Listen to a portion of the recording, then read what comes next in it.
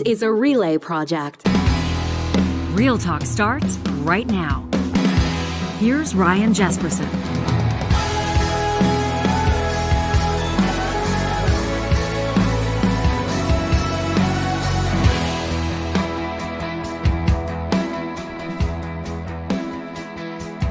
A good September 22nd to you on this Thursday morning. It's Jesperson and Hicks with you. In just a couple of minutes, political scientist Dr. Duane Bratt. We've got a lot to get to with him. And then a little later on in the show, we're going to learn about a celebration. It's local. It's happening in our neck of the woods, celebrating the achievements of Alberta women. Daughters Day. We're going to find out the premise behind that and why it's so important to recognize this. It's an annual celebration that was interrupted for the last couple of years, like so many were, as a result of COVID-19. But they're back in person this weekend. So we'll talk to the chair, Dr. Vivian Abboud, who's well-known in education circles in the province, the Alberta School Boards Association among them. And then we're going to talk to one of the recipients, who's an immigrant to Canada. We'll hear the story of Delmy Garcia-Hoyt, who came to Canada back in 1984 at the height of the Civil War in El Salvador. And she's been making great contributions to her community in central Alberta, and I'm looking forward to that conversation. Plus, John, I didn't tell you this. I don't know if you saw it, but we heard back from Catalina. Oh. Yeah, you remember Catalina wrote an email to us talking about the mushy middle. Fan favorite. It really was. It grabbed Charles Adler's attention in a big way. As a matter of fact, Chuck reached out to us after he heard me read Catalina's email, and he said, "You need to send me the transcript." He said, "That was a great email." Charles wanted to read it again and have it in his hands. And then yesterday, we have our unofficial opposition panel on, Erica, Ifill, Mo Amir. Not a dull moment, but they really had no time for the concept of the so-called mushy middle. So Catalina has written back, which I love. I think what Catalina has, Catalina's got a bit of an understanding. She feels that she's on the cusp of running away with September's Real Talk email of the month. I think she can probably feel that Real Talk official studio issue coffee mug in her hand. She can feel it. And so she's following up. Now, what does the email of the month mean when we award it on a monthly basis and when our team member, Katie Cook-Chivers, ships you a mug right to your door? It doesn't mean that everybody agreed with your email. It doesn't mean that John or me or both of us agreed with your email. It means you got us thinking. It means you got us talking, because that's our number one mission, of course, when it comes to this show. So we'll get to Catalina's email a little bit later on in the show, I promise. Political scientist Dr. Duane Bratt in just a moment. Before we get to that, I want to let you know that this conversation is presented by our friends at Friesen Brothers, who want to remind you that they are right now taking orders for their Thanksgiving dinner box. Thanksgiving's going to be here before you know it. Why not leave all the work to somebody else and allow them, your guests, to heap all the praise on you? Their chef-prepared Thanksgiving catering box is just $60 for 4 people. That's an incredible deal for roasted turkey, baked potatoes with all the fixins, roasted root veggies, gravy, cranberry sauce, and their famous sourdough dinner buns. As you'll see on the website, Friesen.com, there's also optional add-ons like Granny's stuffing, which I highly recommend. Again, you can order online at Friesen.com. Why not throw in a 4-pack of Bald Mike's beer as well if you're going to be picking up your order in Edmonton or Fort Saskatchewan? At Westworld Computers, we've been telling you this, they are overstocked on the, these are the MacBook Pros and the MacBook Airs. How would you describe the MacBook Air? It's a little bit like lighter duty kind of thing. Yeah, so I've got the Pro. My wife has the Air, but it's still. What does she use the Air for? Like checking email, social media, email, spreadsheets, and whatever. then the Pro, you can do like editing and all the heavier stuff. Exactly, tech stuff. Yeah, so they got a ton of them at Westworld Computers. Oh, and of interest, I would no doubt guess at your Apple experts also in stock the iPhone 14 Pro. This is Pro Beyond, now available online at westworld.ca or in person in the West End of Edmonton. Also, I keep hammering this home, so much so that people are starting to ask John and I specific questions about the $2.2 million dream home up for grabs of the Covenant Foundation lottery. We had a basketball game last night, men's league. One of the guys on the team says, so this $2.2 million dream home, when you're talking, I said, buddy, go on the website. It's incredible. You got to tour the house yourself. I mean, you could picture yourself living there. CovenantFoundationLottery.ca, fully furnished the house is. Now, if you're not the lucky person to win this $2+ million mansion, well, what about a car? What about a trip? Yeah. What about cash through the 50/50, all in support of the Misericordia and Grey Nuns hospitals? You can call 1-888-944-2774 or visit CovenantFoundationLottery.ca. Beautiful home, too. Corner lot, if you need to know. Oh, corner lot's a big deal. Corner lot is a big deal. So. Yeah. You only deal with the one neighbor. Hopefully you get a gem of a neighbor on the one side. Typically your lot's going to be a little bit bigger, right? Yeah, the corner lot. I'm glad you pointed that out, John. Of course, you went and saw the pad in person. Yeah, and my wife's like, oh, corner lot. She loves the corner lot. Beautiful spot. Carrie likes corner lots, too. Before we get to Dr. Duane Bratt, let's tee this up. And we're going to be talking, I love when Duane comes by because we can talk federal politics, we can talk international developments, and of course we can talk provincial politics as well. That's really his wheelhouse, and it's what we want to focus on today. Now, we talked to you about Alberta Cabinet Minister Kaycee Madu's tweet from just a couple of nights ago, right? When he was professing his admiration, his support, his appreciation for the Freedom Convoy, for everybody that fought what he described as tyrannical COVID measures, public health measures. People were right to question, well, he was Minister of Justice for a big portion of this period of time. So what does this say about the Alberta government? What does this say about Alberta in particular? Alberta's Premier Jason Kenney, just yesterday on a mission in Ontario, he's in Toronto as a matter of fact, trying to convince people outside of Alberta to move to Alberta. But of course, reporters wanted his take on whether or not he thinks it damages Alberta's brand when a cabinet minister like Kaycee Madu professes support for the Freedom Convoy. And here's what the Premier had to say. I really don't think people are going to make life decisions. We had a nice moving bit of music behind there, but it wasn't there in the original vid. So here we go. Here's Jason Kenney answering the question, does something like this damage Alberta's brand? I really don't think people are going to make life decisions based on whether they agree or disagree with one particular person in a different province. Canada is a big, diverse, pluralistic democracy where we have a wide open debate on a lot of issues, naturally COVID being one of them. And there are people with different views on issues across the country. I will say this, I've met more than a few people who have approached me in Alberta who told me that they came to the province from other provinces precisely because we were the least restrictive during the COVID era. And they appreciated a government that was trying its best to minimize the damaging effect of COVID era restrictions. So I actually think, for a lot of Canadians who believed that governments went too far and too quickly in restricting people's lives, that Alberta has been a magnet for a lot of people who value freedom. And at the same time, we can share with Canadians that Alberta ended the COVID era with a lower per capita COVID fatality rate than Canada, than several other provinces, and we did so with the least damaging restrictions.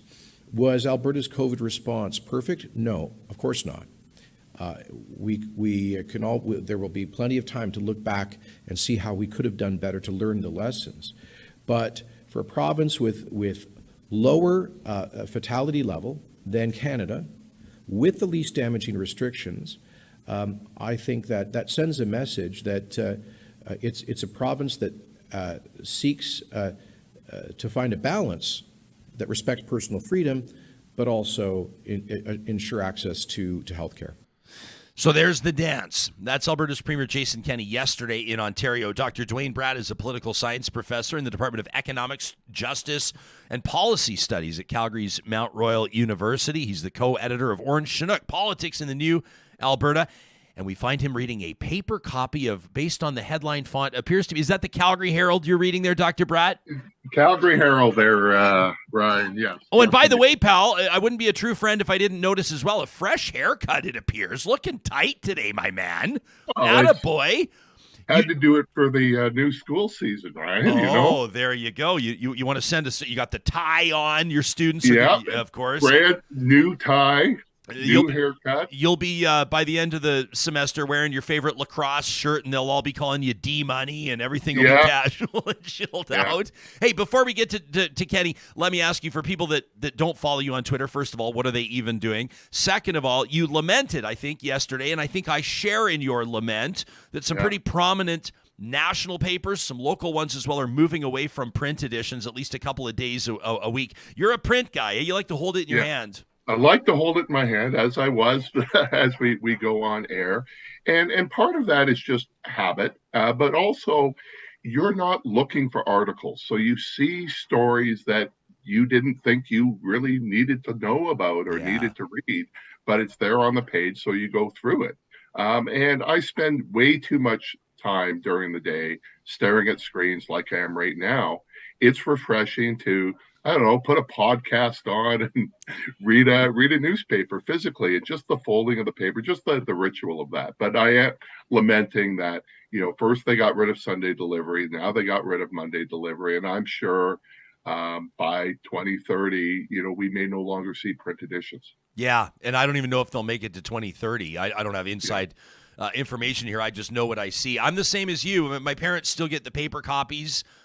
They subscribe to the Calgary Herald and to the National Post, and so they'll get both of those. I'll be down in Calgary, and I love the coffee stain on the newspaper as we're sitting there on a lazy Sunday reading through it. The Sunday edition of the Globe and Mail, which is still about the thickness of an encyclopedia some weekends, is pretty special as well. I respect it. Yeah, no, and I used to get the Sunday Times as well, and it was too heavy. And part of it is I would get the Sunday Times on like Tuesday. So that's why I canceled that. And so I do have electronic subscriptions. But, when you're sitting on a bus trip to Edmonton with your lacrosse team, having a bunch of newspapers with you for the ride is better than sketchy Wi-Fi service. Yeah, I've talked to a magazine publisher by the name of Trudy Callahan here in Edmonton. She publishes Edify. And she talks to me about her conviction. They've done a lot of work on digital, and they have some exclusive digital projects and products, but she's really convinced that people still want to hold a high quality magazine in their hands from time to time. I've heard the same thing from voracious readers. Like people have their Kindles or their tablets, but a lot of people like to feel the spine of a book crack as well. Well, there's a lot to be said for bookshelves. Mm-hmm. I've got multiple bookshelves in my home office, and I've got multiple bookshelves downstairs in our family room, and of course I've got my office at Mount Royal. And you can't, having a Kindle with 20 books on it doesn't have the same look. I agree. And to be able to pull a book off the shelf, and I might be getting old, Ryan. Hey, we're all getting old. Who cares? Age gracefully and do it on your own terms. That's all we can really concern ourselves with. What do you make of the Premier's comments yesterday in Ontario? Of course, he wants to pump Alberta's tires, yet he's got another gaffe, I guess, one of his cabinet ministers, in this case, Kaycee Madu. This isn't the first time Kaycee Madu has caused Jason Kenney some problems, but he referred to it as just some random guy in Alberta.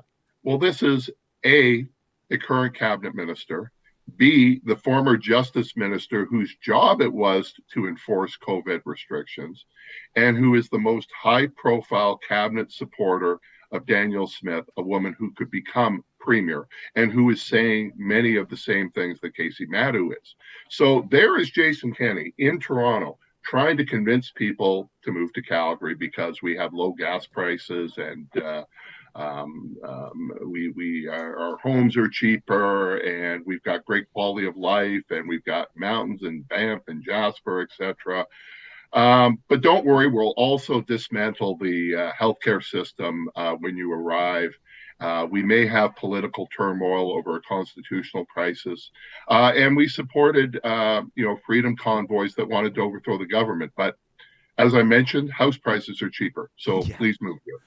Do you think, I mean, is there a certain element of the Canadian population to whom this is an appealing message? As you say it, dripping with sarcasm, the Premier says, hey, he's had people come up. Everyone's got the anecdotes, right? Like no one will forget Jason Kenney at the food court in South Calgary claiming that somebody came up to him, one of the workers at one of the food restaurants, and professing his their admiration for the position he had taken. Look at the types of people and look at the ads of the people that they're trying to recruit. These are people who ride bikes. These are people who live in cities. These are people who go to your local coffee shop, with young families. From Toronto and Vancouver, that normally this government is very dismissive of. They call them the laptop class. That's right. And urbanites from Toronto. And now we're trying to recruit them here. Well, there is a powerful message to come out here. There's a reason that, in good times, people flow into Alberta. But you'll notice that we're not targeting, the rig workers. We're not targeting the people that work in the oil sands because you don't need ads for that. You don't need ads in Newfoundland and New Brunswick telling them to come and work in Fort McMurray. So he's trying to bring in a certain type of people into this province.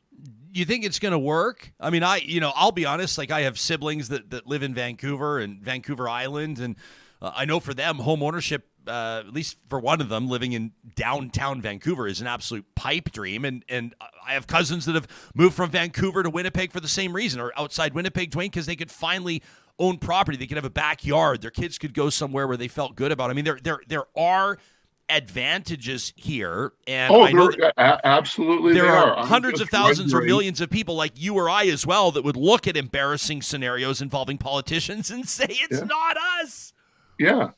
No, and I mean, you've got great quality of life here. You've got the amenities of a major city without some of the same traffic. I went to high school and university in Southern Ontario. My family still lives in Southern Ontario. Every time I drive the 401, I go, thank God I'm living in a city where I can be in downtown in 15 minutes. Yeah. With a nice backyard. So, there are a lot of attractive features, but you're not going to move the financial sector to Calgary or Edmonton, right? There's a reason it's concentrated in Toronto, just like the oil sector is concentrated in Alberta. I've always wondered when he brought out this initiative, who the audience was. Is it actually people in Vancouver and Toronto, or is it people in Alberta? And I'm not sure of that. And we've always, as I mentioned, had huge influxes of people moving to Alberta without the need for an advertising campaign. I mean, this isn't Brad Wall and the Saskatchewan government putting up billboards saying, please come home. A very effective campaign back in 2008, 2009. This is trying to recruit people that normally this government is so dismissive of. Let me bring this back to Minister Madu's tweet.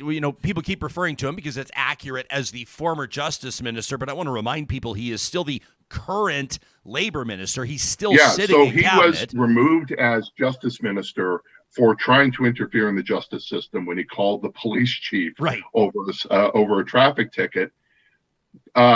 Such an egregious offense that he was removed as justice minister, but not so egregious to remove him from cabinet. But when you look at that tweet, there's so much to unpack there. So the first one is this idea of restrictions, that the restrictions were about political control and power. These are messages that Jason Kenney repeated yesterday in Toronto, and you played that clip of that. Well, the majority of restrictions occur at the provincial level. And so while Jason Kenney says, rightly so, that we had the fewest restrictions in this country, and that's one of the reasons Jason Kenney will no longer be premier in 2 weeks' time, or one of the reasons, he fails to note that those provincial restrictions were still way beyond what the federal government did, because healthcare is a provincial responsibility. He also failed to mention him having a press conference in the spring of 2020 complaining about why Justin Trudeau didn't shut down international air travel into Canada quick enough.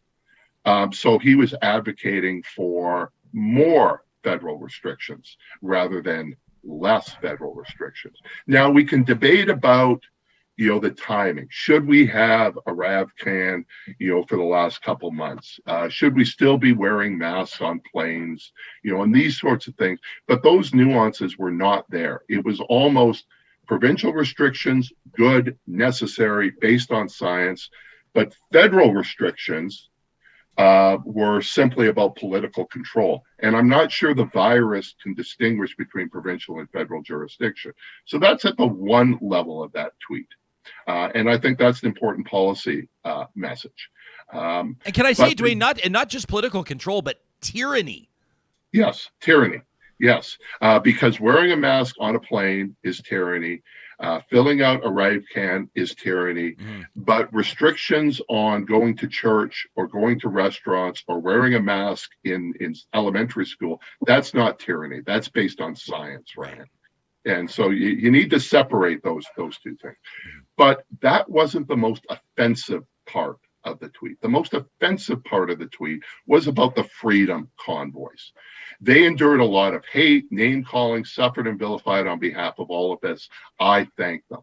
So the freedom convoy that occupied Ottawa, that wanted the Trudeau government replaced by some sort of coalition government of the Governor General, the Senate, and the convoy organizers, the ones that are facing criminal charges in Ottawa, or even closer to home, Coots, where there were efforts to try to assassinate police officers, intimidating tow truck driver owners that they had to bring in special legislation to allow them to move the vehicles, huge weapons caches that were discovered. The RCMP had to use undercover officers to infiltrate the movement. Were those the good guys? Or are we at the same level that Kenny is, where those protesting in Ottawa, because they were protesting Trudeau, those were legitimate, right? But those blockading Coots, which were opposed to the provincial government, those were really bad actors. Well, they're the same type of people. And so I took that as the most offensive. And if Danielle Smith becomes premier, Kaycee Madu is going to remain in cabinet and maybe even more influential than he is. So this raises a lot of red flags. There's also been suspicion about the lack of enforcement of COVID restrictions for the longest time in this province. It really took that, no more lockdowns rodeo in Bowden before we started to see some real police action, because people were just thumbing their nose at these restrictions. Yeah. Kaycee Madu was justice minister at the time, and there have been sustained rumors that Madu was a believer in the statements of he was opposed to mandate vaccinations. Did he play a role in the lack of enforcement of these restrictions when he was justice minister? I don't know, but those stories have been circulating for, 2 years. If Danielle Smith wins, and there's rumors that she's building her team out, there's rumors that I'm hearing a name circulate. I'm not going to say it on the show; it'd be irresponsible. That she's already prepared to appoint a chief of staff. I mean, there's a lot of confidence on that campaign. If Danielle Smith is the premier of Alberta, if she keeps around senior cabinet ministers like Kaycee Madu, if this turns into a big spectacle, talk about the Sovereignty Act, et cetera. What do you think this means? I mean, there's a provincial election looming in 2023 here in Alberta, and the Notley NDP are starting to get more and more vocal about it. As I mentioned earlier, you co-edited a book, a series of sort of examinations, exploration to Alberta's changing political landscape. What do you think 2023 looks like? It's about to be a wild year. Yeah, so I think there's a better than even chance Danielle Smith wins the leadership race. I think Travis Taves still has an opportunity, but it's going to be tough for him. He's going to have to thread a needle involving multiple ballots and preferential votes. And so if I was a betting man, I would put my shiny loonie on Danielle Smith right now, but not much more than a loonie. Okay. We'll have to see. Strange things happen in a preferential ballot. But Madu is positioning himself to be an influential actor by endorsing her early, repeating some of her same messages, and in cabinet. Other cabinet ministers, I think she's going to want to get rid of. This is where some of the unity challenges are going to be. But you mentioned the Blue Storm, which is our book on the 2019 election, the first 3 years of the Kenney government. And it comes out in January, but at the Prairie Provinces Political Science Association meetings this past weekend in Banff, we had the first public presentation of some of the key chapters. And so that went well, and there was a lot of chatter about what a Smith premiership would look like, what May of 2023 would look like, but also a very strong possibility we could be going to the polls in the fall. And there's two scenarios for that. Scenario number one is she introduces the Sovereignty Act, and it is either defeated because there's a number of current ministers who have already come on the record, including leadership candidates, saying they would vote against it, or winning so narrowly with a number of her own caucus voting against it that she would be wounded right off the bat. So that would be one scenario for an election. The other scenario for an election is to prevent any of that occurring. And you win on October 6th. You wait a while before you bring the legislature back. So instead of it being late October, it's early November. And then you call a snap election because it's clear there's opposition within the caucus to Danielle Smith, within the cabinet. She would probably like new people running for the UCP.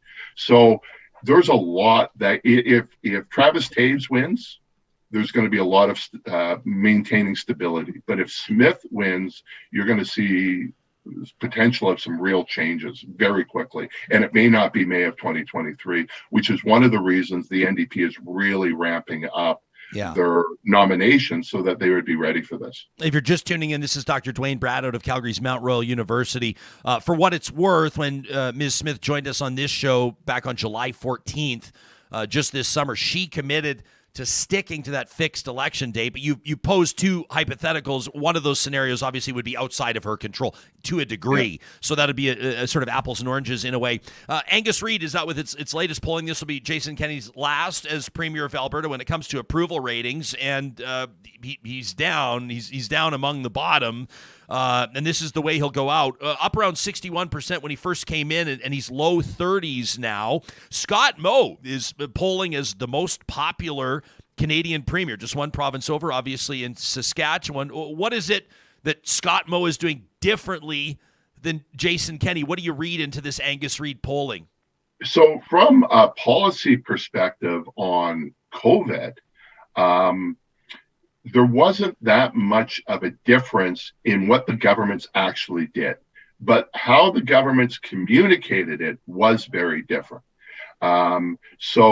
Kenney would give these definitive statements about open for summer, open forever, and then have to backtrack on that when reality kicked in. Or I will never introduce a vaccine mandate, and then a couple of weeks later bring in a restrictions exemption program that was a vaccine mandate. So you had those sorts of things going on from a communication perspective. The other is the unity. The Saskatchewan Party is unified.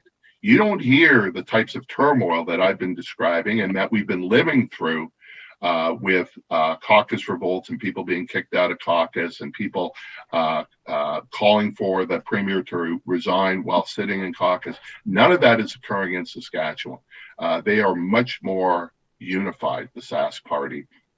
The other is the NDP in Alberta is much stronger, much greater chance of winning the next election versus the NDP in Saskatchewan, which has lost multiple elections and things don't look any better there.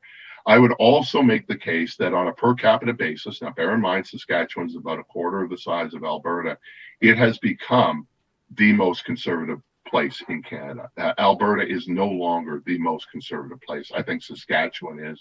And I think, there's a number of reasons for that related to, urbanization. They don't have the big cities like Calgary and Edmonton, but there are non-conservative MPs in this province. there are no non-conservative Right. MPs in Saskatchewan. Yeah. I mentioned the NDP with a very good chance of winning, and if they don't, it'll be close. The NDP in Saskatchewan seems to find a way of losing more seats with every election.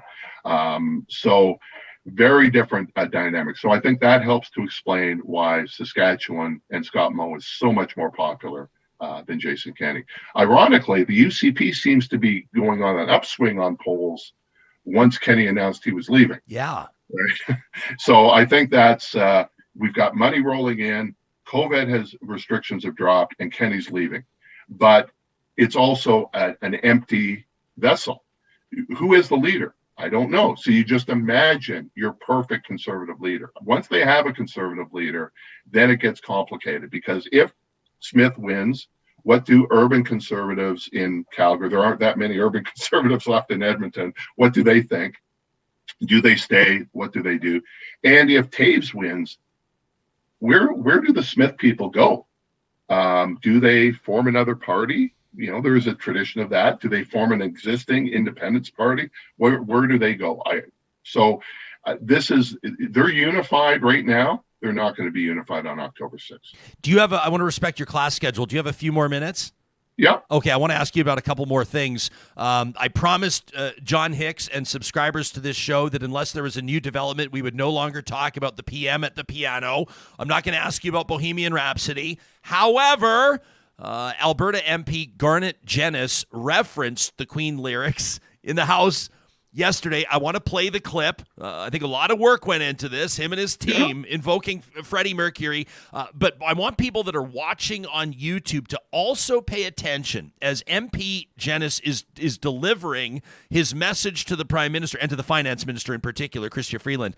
Watch Calgary MP Michelle Rempel Garner in the background. Let's roll it. Real life, because that answer was pure fantasy. We have inflation, landslides, and no escape from poverty. When will the Prime Minister open up his eyes and see he's not a poor boy, but he should have some sympathy? For too many Canadians, opportunity had just begun, and now this government is going to throw it all away. Money is not easy come, easy go in this economy. So when will the government cancel the planned tax increases on gas, home heating, and groceries, and spare us from this inflation monstrosity? All right, so I'm different than some of the critics on this one because I actually love what Genius is doing there. I'd like to see more performative presentation like that in the House. I don't agree with him on a lot of things, including a woman's right to choose. I digress. But I actually thought that was kind of funny. It made me snicker. But boy, oh boy, Michelle Rempel Garner is sick of this shit, Duane. Yeah, and I'm glad you pointed this out, because when I saw the first clip, I hadn't noticed Michelle Rempel Garner. And yeah, it was a kind of a funny thing that Garnet did. It reminds me of model parliaments, you know, in high schools and universities. We talked about question period being political theater. That's pretty much political theater. So that's about as much credence as I want to give to piano game, you know, is that. But I think it's more important to look at Garner, who is just embarrassed by this. Most notable, but she may also be embarrassed by the fact look at where her seat placement is. Yeah. The further away you are from the front, I mean, she's now behind Garnet. She is clearly being demoted, and whether that is because she supported Patrick Brown, or whether, she was already alienating some Poilievre forces even before the leadership race. But I think her days as a Conservative MP may be coming to a close. And I think she's just going, this isn't very serious. Yes, but she's a very skilled and experienced parliamentarian, right? People were wondering. I mean, you remember, Duane, I think you and I talked about this several months ago. She acknowledged that she had been approached and was considering a run at the UCP leadership. And is it fair to say that she probably would have won? That's hard to say on how she would have gone about. And I think one of the reasons that she was even being talked about may be what her role is within the federal Conservatives, because she was seen in a very high light. She was seen as she started as a junior minister in the Harper government, played a prominent role under both Scheer and O'Toole, and is now being isolated. Whether she could have combated the Smith and Taves forces We've had a legacy of federal conservatives coming back to save the party, but that clip of Michelle Rempel Garner shows she is not happy at all. No. And I don't think that she's just not happy with Garnet Genius. I think she's just not happy with her fate in life. Yeah, I bet it has very little to do with Garnet Genius. I think that's probably just the contextual moment for her to express how she's feeling more generally. I love this from Kathy on our live chat. She says, "We are all Michelle Rempel Garner." Let me ask you this in closing. I know you've got to go, so do we, Duane. But the 45th president of the United States, amid a ton of controversy, insists that it's no big deal that he had boxes and boxes of classified documents at his home in Florida at Mar-a-Lago. This is Donald J. Trump in an interview with Fox News talking about how, while there may not be documentation that he declassified documents while occupying the Oval Office, there doesn't need to be, because you can do it with your mind. Here's Trump. Understand it. There's different people say different things, but as I understand, there doesn't have to be. If you're the president of the United States, you can declassify just by saying it's declassified, even by thinking about it, because you're sending it to Mar-a-Lago or to wherever you're sending it. And there doesn't have to be a process. There can be a process, but there doesn't have to be. Okay. Do you want the flippant answer or the serious answer? Well, start with the flippant one. Flippant first. Yeah, so I've got a report that's due Friday. It's not done yet, but that's okay, because I've been thinking about doing it. Yes. And that's almost the same thing as doing it. Is the same thing. Yeah, but the serious thing is, when you declassify a document, there has to be a process, even if you've got absolute control to declassify things, because one document is linked to another document, to another document, to another document. And so if you're declassifying one, there is a chain of events that also need to be declassified. People have to know what is classified and what is not classified. So having you just think about it defeats the whole purpose of a classification process. He sounds like a 3-year-old, unfortunately. Where does this all go? I mean, number one, in the short term, with that investigation, it's ramping up, no doubt about that. And number two, the next time that Americans elect a president, I'm seeing more and more. I mean, this is just opinion. This is just anecdotal. This is just buzz. But a lot of people seem convinced that Donald Trump could be president again. What do you think at this stage? Well, so there's multiple investigations. So just yesterday, the Attorney General of New York filed suit over massive fraud involving the Trump organization, Donald Trump and all of his kids, to the tune of about $750 million. Now, we had heard about these sorts of things before, where when you value your property for the IRS, you put one number at it. When you value it for a loan, you put a much higher number. There's two sets of books going on here. And that's why she is suing. On the classified documents and the raid at Mar-a-Lago, there is a difference between the arguments that are being raised on Fox TV and by Trump's TV lawyers or himself, and what they're actually putting in the briefs. So in the legal briefs, they are not talking about whether these documents were classified or not classified. That's a problem, and that's why the special master said, well, which is it? You have to tell me. And now we may not even need a special master, because a court of appeal has overturned the decision of the previous court judge that restricted DOJ's use of these documents. I think this is a very serious offense. The Department of Justice and the National Archives had been trying to work with former President Trump for months, and he lied to them. Mar-a-Lago is not a secure area. There are tunnels underneath to properties across the road, as we have recently discovered. And so he is facing multiple criminal and civil investigations. There's an investigation going on in Georgia over his interference in 2020. You may remember his call to the Secretary of State of Georgia, Raffensperger, saying, you need to find me an extra 1,800 votes. And that's on the record, that's on the call, and there were efforts behind the scenes at doing that. Maggie Haberman, the New York Times reporter, who is known as the Trump Whisperer and has been covering him for decades, made the point that he may decide that he has to run for president, not just to keep up, his stature and fundraising capability, but to keep himself out of jail. And that's just a disturbing thought, that you need to run for president because you're facing so much criminal activity that the only way you can do it is become president and stop it. Yeah, and more disturbing is that you may get the 58 million votes that you need to help you stay out Although of jail. His crowd size, and I know he loves talking about crowd sizes, are getting smaller and smaller and smaller. His full embrace of the QAnon conspiracy, wearing the Q lapel, playing the Q music, you're now going to the bottom of the MAGA people. And so can he sustain this? We'll have to see. Dr. Duane Bratt, professor at Mount Royal University, published author as well. I insist you give him a follow if you haven't already on Twitter, at Duane Bratt. We always learn something when you're on the show. Thanks for doing this. Okay. Thanks, Ryan. Yep, you got it. A lot to think about there. He may have to run for president to stay out of jail. And we all go, yeah, oh yeah, that sounds, yeah, uh-huh, mm-hmm, mm-hmm. Never normal, right? Michelle's watching right now, just says, Banana Republic, geez, sizes everything to Trump. Unless you're talking about his hands. He doesn't like that, right? Tony says, I won't believe he'll be held accountable till I see the silver bracelets on his wrists. She says, by the way, I'm not talking about tennis bracelets. Jason says it's ridiculous the DOJ, Department of Justice, can't just make this guy, this clown, go away. Yeah. All right.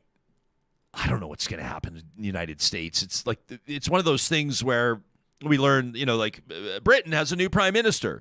Germany has a new chancellor. And everyone's like, oh, that's interesting. I should learn more about this new person, right? I should do a bit of a deep dive into their policies and how they've voted in past. But when America elects a new president, it's a bigger deal than any other nation. I know I'm stating the obvious here, but Trump yesterday, in another snippet from an interview, we don't have time to play it now. We got to get to our next guest. We're leaving them sitting. I hate to do that. But Trump basically said, look what's going on right now with Russia in Ukraine. He said, what about China? What about China, Taiwan? He says, this would not happen if I was commander-in-chief. He says, for 4 long years, and a lot of people would agree, they were 4 long years. He said, it didn't happen. So he's rattling that saber. He wants back. You can send us your thoughts anytime to talk at ryanjesperson.com. That interview presented in part by our friends at Apex Automation. I want to let you know about some of the examples of the industries they're serving. We've encouraged you to check out apexautomation.ca. In particular, if you are a PEng, or if you're an engineer, maybe you're even studying engineer at a Canadian university right now, you're studying engineering and this is going to be your profession, you know that you're going to bring something big to whichever team secures your talents. The team at Apex Automation working in distributed control systems, autonomous vehicles, and machinery. Very cool stuff. Robotics, remote terminal units. They're working on oil extraction facilities, natural gas processing facilities, potash mining, robotics, material handling, including overhead cranes. Never a dull day when you're joining the team at Apex Automation. If you're looking to shake up your career, trying to find that personal and professional fulfillment, don't delay. Go to apexautomation.ca today. Our friends at Kubi Renewable Energy want to remind you that the federal government has that $40,000 interest-free loan. It's called the Canada Greener Homes Grant. There's no strings attached. Kubi can do all the paperwork for you. You go onto their website. If you click on the blog link, you'll be able to find a direct link to that Canada Greener Homes loan. You'll get all the information you need to learn more. The loan amount can be from $5,000 all the way up to $40,000, 0% interest. You can pay it back over 10 years, but you can get the solar panels on your roof right now.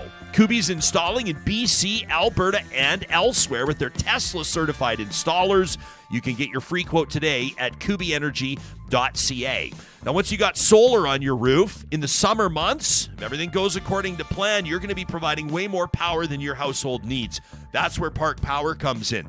They're going to buy back that surplus power, and they're going to pay you more for it than any of the big providers. They guarantee it. You can check out the frequently asked questions link at parkpower.ca. That's also where you can easily, in just a couple of seconds, compare rates on electricity, natural gas, and internet.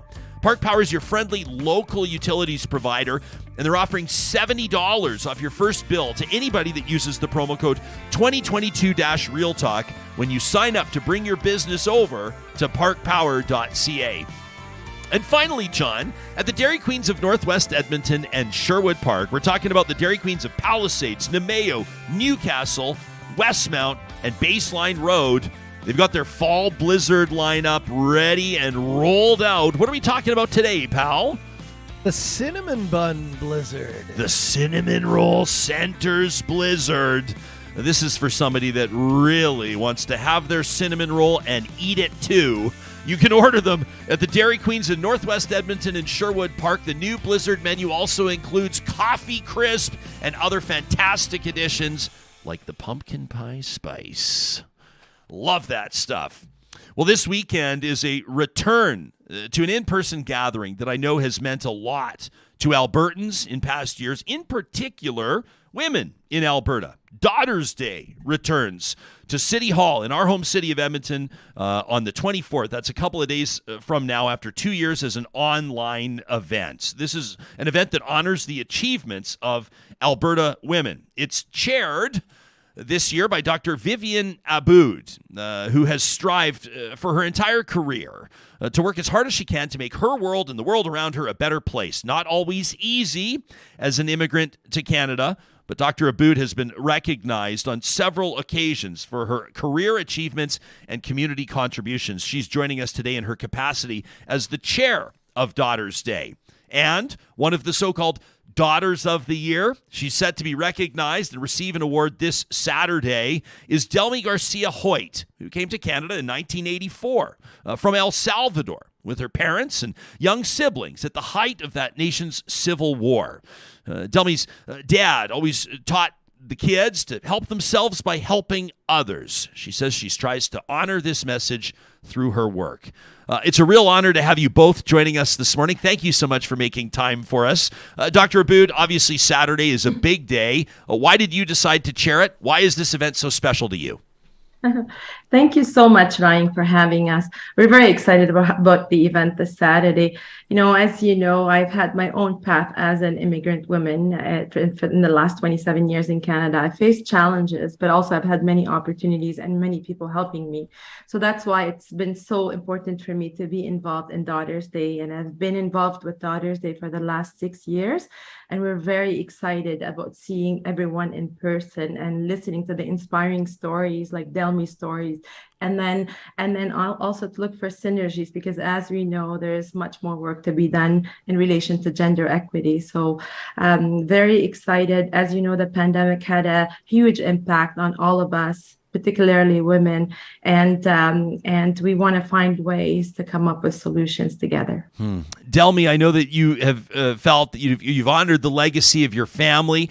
You've honored the teachings of your father in particular by working to inspire people to build just communities. How has that manifested itself? Can you tell us a bit about your story?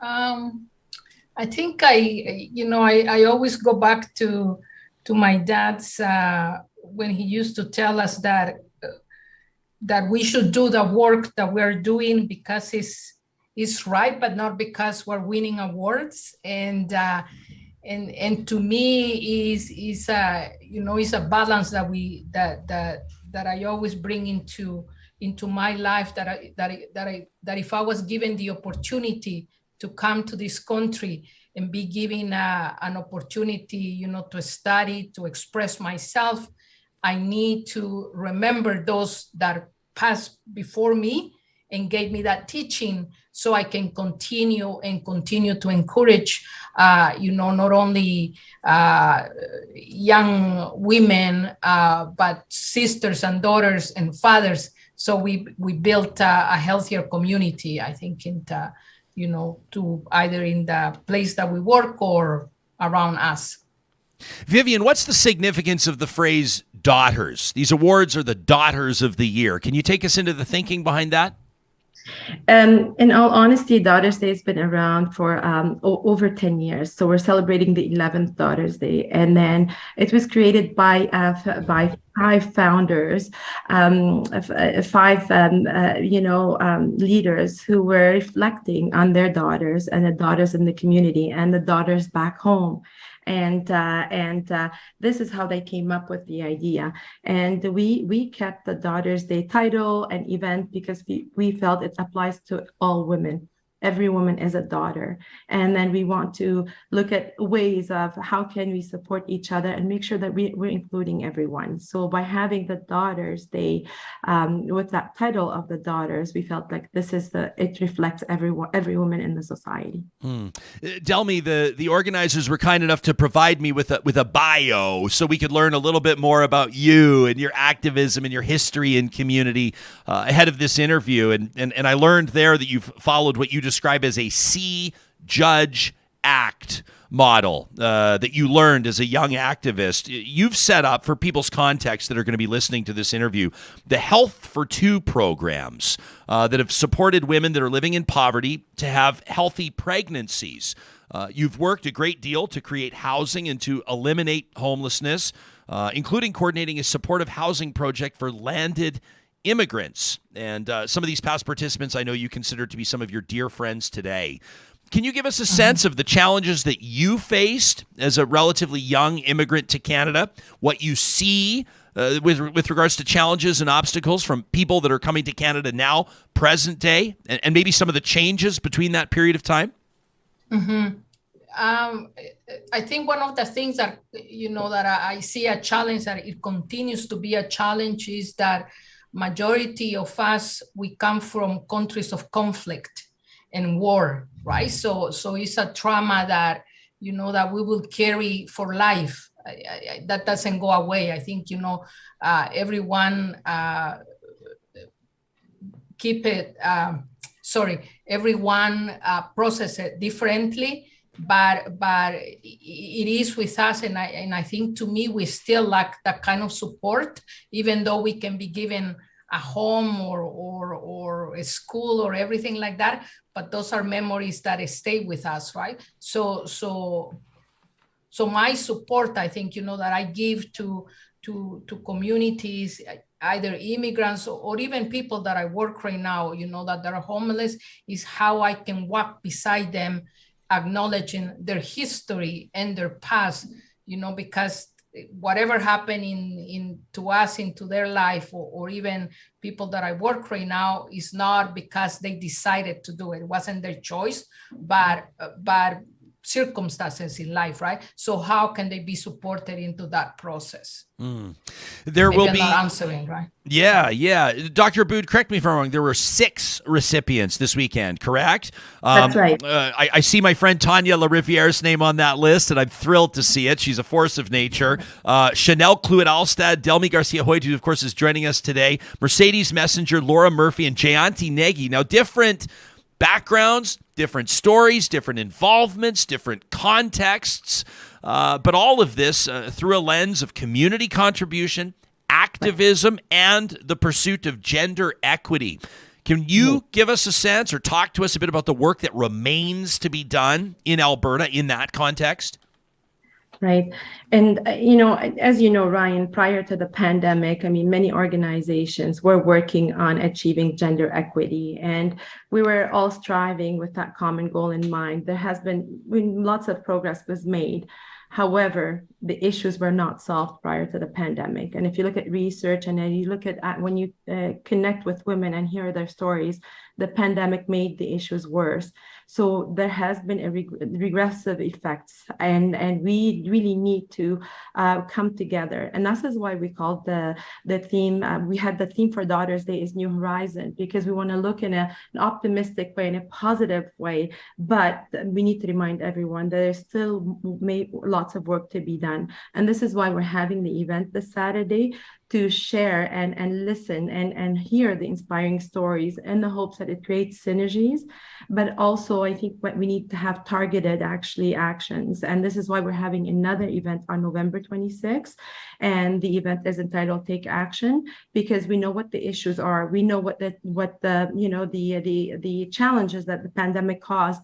Now we need to take action while being visionaries and learning from each other and coming together, because when it comes to the gender inequity, it exists in the society, it exists at the political level, it exists at the economical level, it exists actually at all levels. So we need to come together and actually look at solutions for each of those issues that exist in different sectors. So we have still lots of work to be done. It starts with the stories, and we are hoping that we are going to come together to work together on addressing the issues.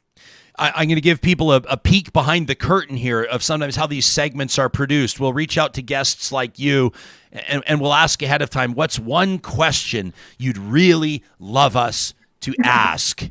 And Delmy, I can't wait to hear the answer to yours, because you suggested that you may have a lesson you would want to share with a young teenage version of yourself if you met her today. What is it?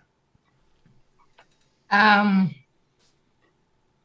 always tell, I was thinking about that last night, and I always think that we always have to honor, the teaching that we have received from our parents, from community, for people who gave their life for justice, but also think about where we are standing right now and be able to give voice to the ones who don't have a voice, and show them that they can thrive in an environment, that they are in, and try to find them, and to discover themselves, who they are and the strengths that they have. Beautifully said.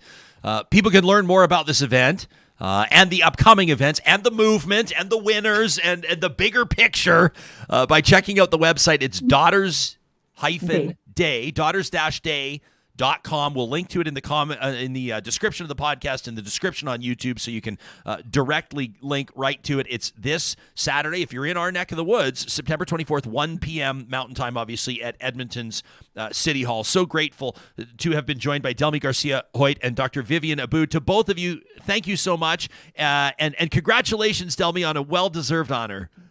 Thank you. You bet.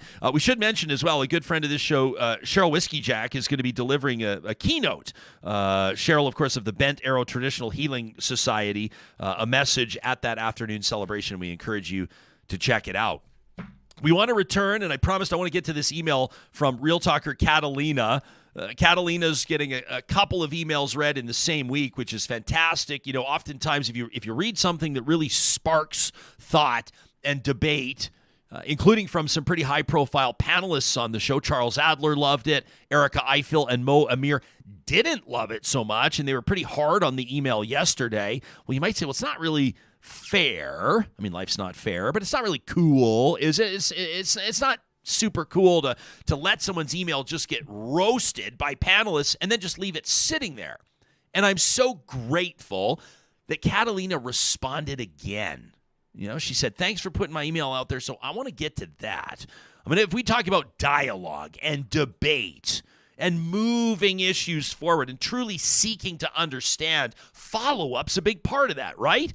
So we're going to get to her email in just 2 seconds. First, I want to remind you about our friends at Sherwood and St. Albert Dodge. This is a perfect time of year for you to start looking at your plan for the winter. Don't wait until there's 10 centimeters of snow on the ground before you start talking about getting a 4x4, or before you start talking about swapping over to your winter tires, or before you talk about that seasonal oil change, or whatever it is you need to get done.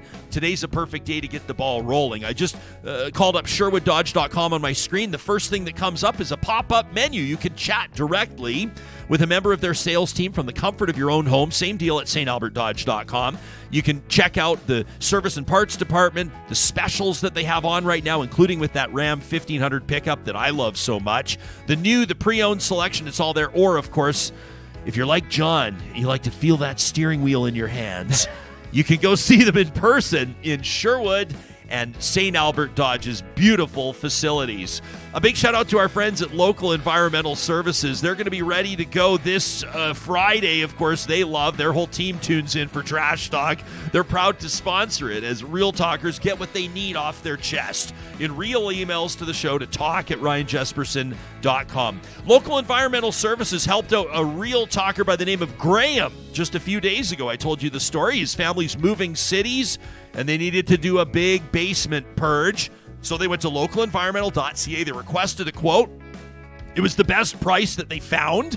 So they had a bin in front of their place.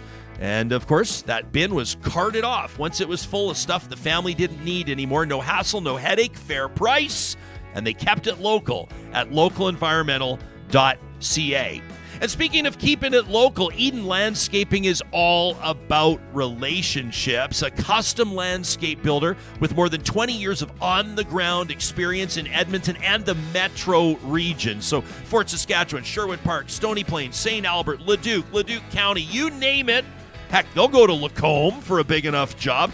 Hell, they'll go to Red Deer. Hell, they'll go to Idaho. Mike's going to call me and say, would you please knock it off? The point is, they're looking to find a perfect fit for you and the contractor that is Eden Landscaping as they work to bring your outdoor space to life. Just look at the referrals. Just look at the proof in the pudding at landscapeedmonton.ca. We're proud to partner with Eden Landscaping. So an email from Catalina caught our attention a few days ago, probably yours too if you're a regular subscriber to the show, and a huge shout out to those of you that are. Catalina asked if we are members of the mushy middle. She said, I feel like the pendulum's swung too far left, the pendulum has swung too far right, and Catalina felt, to use my phrase, not hers, politically homeless. And so we put that email in front of you, Real Talkers. It resonated for sure. And, of course, had an interesting impact on some of the dialogue over the past couple of days here on the show. Well, here's the follow-up from Catalina. We received it just this morning, just after midnight, in fact. Oh, wow. On Thursday, September 22nd of 2022 at 12:22 a.m. Ooh. That's when I get my best thinking done, too. 22. Catalina says, just an email to say I caught the show with Erica and Mo with the unofficial opposition roundtable. Says, I really want to thank your panel for making my point about being in the middle. If you recall from my previous email, I said I never discuss politics with anyone anymore because I get condemned for not being committed enough to the cause. Unless I strictly adhere to all the prescribed ways of thinking, I get written off. And when I first sat down to write this response, I asked myself, should I highlight all the ways that my beliefs do dovetail with their worldview? But I quickly dismissed that idea because I knew it would be viewed as defensive. As I said in my first email, labels are counterproductive to positive and proactive discussion. Being dismissed as somebody who, as Erica described, just wants to be comfortable and who wants to preserve the status quo put me into a nice, neat box. And then that nice, neat box, more often than not, gets put into the corner. And then it's the end of discussion. How do I know this? Because I have two children on the far left and one that's a conservative. Fur flies at family dinners, and I often end up in the middle feeling like a UN peacekeeper. They're so entrenched and passionate and unswerving in their beliefs. They're determined to convert each other to the correct way of thinking. Thank goodness they love each other. And no one has stopped speaking to the other yet. So I was thinking, says Catalina, perhaps the description of the middle should change from mushy to more of a no man's land. That precarious and inhospitable place between two entrenched and warring factions. Those of us who are center left find ourselves open to as many, if not more, shots fired from the far left as we do from the other side. Preach. No wonder most of us keep our heads down, shut up, and opt for the pineapple on pizza discussion instead. The implication from the conversation with Mo Amir and Erica Ifill was that change doesn't happen without taking a stand and fighting for it. But actually, if we examine Canada's history, change, especially to the social safety net, it happened more through compromise than staying entrenched stubbornly in one position. The dental care subsidies that are currently being hammered out between the Liberals and the NDP are case in point. If we look back on most of our social programs, they came about as a result of the left and the center being forced to work together because the Liberals were in a minority government. The us and them mentality might make a person feel morally superior, but compromise is how most governments and other organizations actually get things done. Anyway, says Catalina, for a person who's never written into the show before, 2 emails in 1 week has been exhausting. And so I think for the rest of the day today, I'll make some butter tarts with raisins in them. Oh, boy. Catalina, I love it. Thanks. If you have a response to what she had to say, we'd love to hear from you. Talk at ryanjesperson.com. We still have a couple of slots open to be earned in tomorrow's Trash Talk. We've got some fiery submissions, but they can always get bumped for something that hits the nail on the head even harder.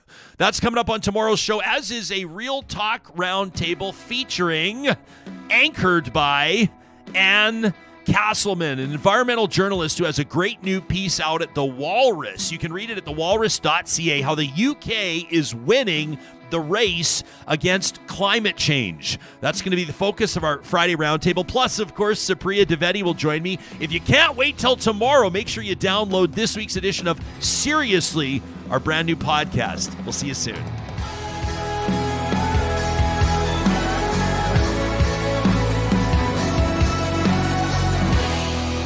Real Talk is hosted by Ryan Jesperson, executive producer Josh Dunford, technical producer John Hicks, general manager Katie Cook-Chivers, account coordinator Lawrence Derlego, human resources Lena Shepard, website design Mike Johnston, voiceover by me, Carrie Skelton. Real Talk's editorial board is Supriya Dwivedi, Ahmed Ali, Brandy Morin, Ann Castleman, Corey Hogan, Harmon Candola, Catherine O'Neill, and Chris Henderson. Member Emerita, Julie Rohr. Real Talk is recorded in Edmonton, Alberta on Treaty 6 territory, the traditional and ancestral territory of the Cree, Dene, Blackfoot, Saulteaux, and Nakota Sioux, home to the Métis settlements and the Métis Nation of Alberta. Real Talk is a relay project. For more, check out ryanjesperson.com.